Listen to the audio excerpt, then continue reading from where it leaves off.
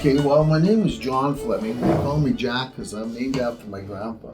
And he was called Jack, so that's why they call him Jack. So then now it's confusing, so I go by John Jack Fleming so people know that it's one and only. I grew up in Winnipegosis, lived here pretty well all my life, and I'll probably be planted here someday. So when we were younger, there was no Métis and there was no First Nations. You were either a half-breed or an Indian, and that was it.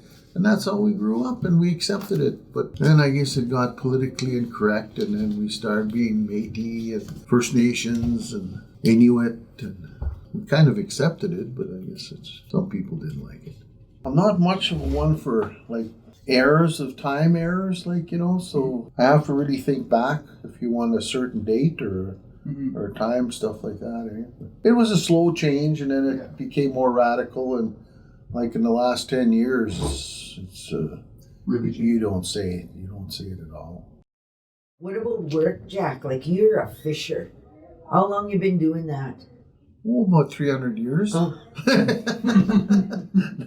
No, actually, I've been always fishing because I've always fished. Like, even when I was going to school, it was money on the weekend, Yeah. Did you fish with Dad? No, I had, Dad had his own outfit, but I had my little nets, and I had Ivan and Jim. They were my men, and they'd come out there, and we'd go out fishing and come in on the weekend, and we always had a little bit of cash and set snares and traps. Just little things like weasels and squirrels and stuff, but it was always for the money. And it wasn't for the culture, it wasn't for anything else. It was to make money. There was a guy, his name was Noel Campbell. He was fishing for us, And so, he says, Jack, he says, my lips are so dry. I says, well, my hands get dry too, and I take that axle grease and I put it on my hand. Try that axle grease. Oh, he said, that taste is awful. I can't take that axle grease. So Zaldi told him, he says, take this here. He said, what is that? He said, it's sambuck. He said, try it. So he puts it on. Oh, he said, Jesus. Now we're going to bed, and we got bunk beds around there. Everybody's sleeping. And Jesus, he said, give me that sambuck. He said, I gotta use it. He says, okay. So Noel hands him the sambuck, and it's dark. He can't see nothing. So now he gives it back. Noel said, I better put some more on. He puts some more on. He says, how in the hell do you ever get something like this that's so good, he said, for dry skin? Oh, he said, I didn't get it for dry skin. He said, my doctor gave it to me for my pimples in your bum there. The hemorrhoids? Hemorrhoids. Oh, okay. I got that for my hemorrhoids, he said, and I've been using it. Oh, the old Noel, he was just spitting up there. He jumped out. They were fighting, rolling around there in the dark, and I could just hear Zaldi laughing, and Noel was trying to pound him up there. Ivan got a light on, and we got things going there and settled down. But we had to send Noel on the other side of the camp over there to sleep because they figured he was going to stab poor Zaldi that night. I was talking to Zaldi, and he says, I made one of these boats, he said, when I was fishing in Coffee's Rock, he says. Mm-hmm. So he said, me and the wife were over there fishing. He says, we're going to pick berries and stuff like that. Now we're going to come back. He says, so we come back. And he said, I'm driving the boat, he said, and I'm giving her. He said, I had a drain in the back because if the water come in, the water could go out the back. And he said, now the front opened up over there and the water's coming in the front, but it's going right through. And he says, as long as I kept her going, he said, that boat was going. He said, I was going. I was standing up going for Camperville. And he said, the old lady turned around. He said, are we going to make it? He said, just turn around. And he said, don't look back. He said he ran that boat right up on the shore there, took his stuff out of the boat and his motor and his gas tanks. And he said, that's it. He said, boat's still sitting there on the shore someplace. I don't know if half these stories you could believe them or not, but well, it's always a cycle. It seems to be a cycle. Like I set 70 nets one time. Two of us, we set from just about across from main shore to Birch Island. We lifted up next day 3 pickerel. Like, holy Jesus. And then one year there was the like the 5 boys, and we had a 20,000 pound limit each, so we had 100,000 pounds. And then a few years later, we caught the limit. Like 4 or 5 weeks, we had the limit on for us fishing. Eh? So I mean, it's been down to nothing, and then it's back up to. And the last few years, it's been good. I think it's because of the low water. They're chasing them out of all these little lakes, and they're coming out. Plus, maybe they're coming in from the Lake Manitoba, Lake Winnipeg. I don't know. But the last couple of years, it hasn't been too bad. When that hatchery was working there, we did really good. We'd produce, and then there'll be a lot of fish, and all of a sudden we didn't catch all that fish. It disappeared, so it would go down, and they had the Fairford Dam there, and the fish could go down, but they couldn't get back up. So that kind of blocked our fishing. That's why it's been such up and down with the fish. And I know they've been putting some spawn in here. We have a hatchery sitting here, and I've been after the MMF now for over a year to try and get us some permits so we can stock a few million pounds, new few million fry. But nothing's happening there yet. So I've done some trapping. I bought traps. I used to work for Bill Warb for a couple of years buying fur. I talked to Dave the other day about their program with buying fur and the pros and cons there. It's a very touchy market, buying fur, because after a certain time they get rubbed, they're not prime, and the guard hairs are gone, and the color's another thing. There's just so many variables that unless people know what they're doing, you could buy $100 coyote, when you ship it, get maybe 25. Yeah. And it doesn't matter what you pay a guy, he wants more. Mm-hmm. It's human nature. They figure that this coyote they got is a golden goose. A lot of times, a guy could lose money on it. Yeah. And then if you're buying, go to a place and you buy all the fur, you're paying too much. But if you can go out there and kind of plug along, then maybe the organization could make money on buying fur. It's a touchy thing. There used to be a lot of guys in there making money cutting timber, the ducks and all over. Mm. Now they just come in there with big machines, and one machine does what 20 guys used to do. And they're clear cutting. That's why we got no moose in the mountains there. Like them trees used to hold the moisture in, and there's a certain amount of moisture in the soil to produce the vegetation that the moose need to eat. Now there's dry. The mountains are drying out. They're moving to different places where there's a little bit of water and stuff. Like it just one thing after another. And I know there's places around here that we used to go. We used to pick Saskatoons and high bush cranberries and mushrooms and shoot partridge and deer, and farmers come in, they clear cut the goddamn thing. Now there's just a field there that they pump the chemicals in 10 years it'll be just dead soil anyway. So like we're losing a lot of our cultural background as far as hunting and fishing and working, because who knows how much of these rivers are drying up too fast because of the farmers want the water off the field right away, so they got better drainages. Now there's not, like, the water isn't there long enough for them fish to go up and lay their eggs and hatch and come back. The water's gone right away, so they need that water in there for a week or so to try to get the little fishes to hatch. So that's hurting us too, is the fast runoff the watershed. Louisiana Pacific is supposed to plant trees. When they cut the trees down, they're supposed to put trees, and I don't think that's happening the way it should. Like I hear of guys, they get 6 cents a tree or something like this to plant it, and people go there and they find 100 trees in a culvert or something that somebody was supposed to plant, and they like stuff like there's not enough.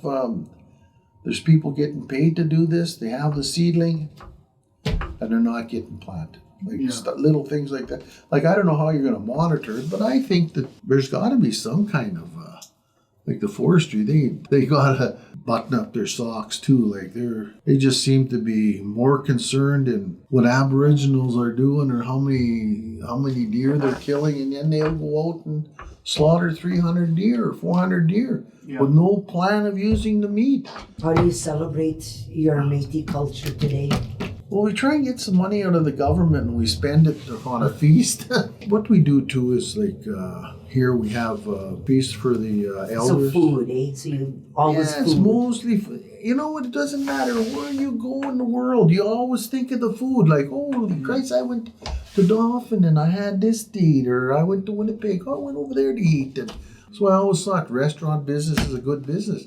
People always got to eat. But, you know, like the way it is now with the price of food, you pretty well got to stay home and cook it. Yeah. Like it's hard to go to a restaurant now and eat. We catered 350 people to, when Yvonne was the Governor General, Aboriginal food to the Pan Am Games. They wanted to get the Pan Am Games into Winnipeg.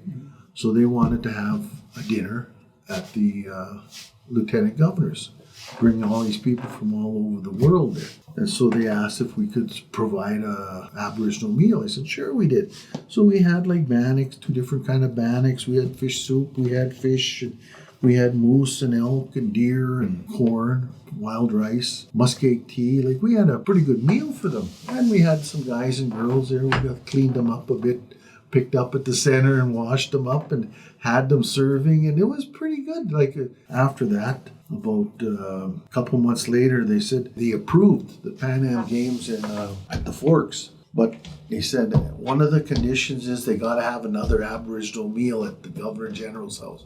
So back again, we had, so we had like, we did some pretty good caterings, like after the Puisanen thing went down. And once they got the Pan Am Games, there's 4 acres there that was federal land. So we asked if we could build, and we built a log cabin there for furs. They had old Teddy Jardin in there, and he was the trapper. And we had booths for Aboriginal food, but we made all the food at the Friendship Center. So what would happen? John Lee was our transport man. So we had people cooking over there. We even added, like, we had fish patties, pickerel, fillets, just a lot of Aboriginal food there, and we ran it for 2 weeks.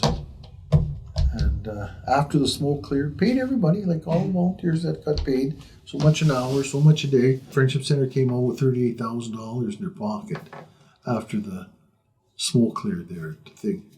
And then we raffled the cabin off that we had there, and I think we made another 10 grand there. So we did pretty good on that little venture there, and it was all promoting Aboriginal stuff, eh? And that was pretty good. Like, it's little things like that you remember, but it's promoting.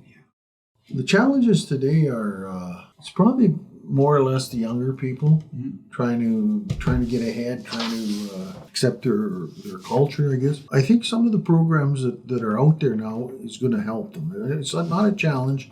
I guess it's a challenge trying to get a hold of or get into these programs. Yeah. Like they got the housing program, they got different kind of programs. I think that there's a lot of problems, but it's not any worse than other people's problems. Like, well, everything's different. Like, no matter if you're Métis or First Nations or just human at large, like there is a big change. Like when I was young, like we never had TV. I used to go and my grandpa had the first TV, I think, in town. One of the first TVs. It was black and white. And we used to go across I used to go there, and the kids used to go there. We used to go watch different things. But I was a little older, so I got to stay and watch, what the hell was it now? I think we watched, kids had to go home after Ed Sullivan, but I got to stay up and watch Gunsmoke. And then Grandma would walk me home, because we had no street lights or anything. It was dark. Just to walk around the dark, just like walking around.